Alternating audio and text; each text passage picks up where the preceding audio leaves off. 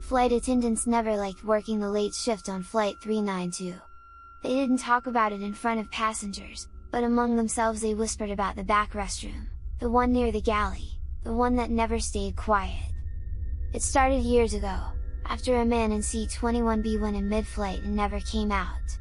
They said the door was still locked when they landed, and when they opened it, the room was empty. Ever since then, strange things happened there. On night flights, when the cabin was dim and most of the passengers were sleeping, the crying would begin. Sometimes it sounded like a grown man, sometimes like a child, but always muffled, as if someone was pressed against the walls, begging to be let out. Clara, one of the flight attendants, had heard the stories before, but she never believed them. Not until the night she was serving on the red eye. She was checking seatbelts when she heard it, a faint sob drifting from the back. At first, she thought a passenger might be sick, so she hurried over. The closer she came, the clearer it was, someone inside was weeping. She knocked. "Are you alright in there?" The crying stopped instantly.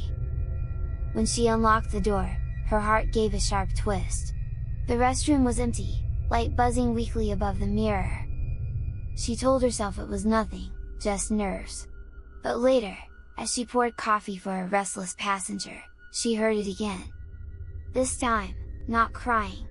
Knocks.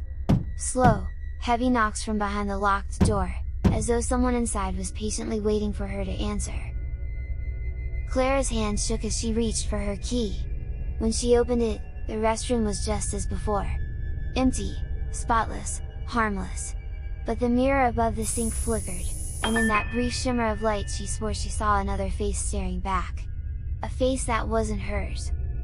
Clara never worked Flight 392 again. Yet the other attendants still talk about that back restroom, and how every night someone hears the knocks, or the crying, or the faint creak of the door handle turning on its own. And though no one ever finds anyone inside, the restroom is never truly empty.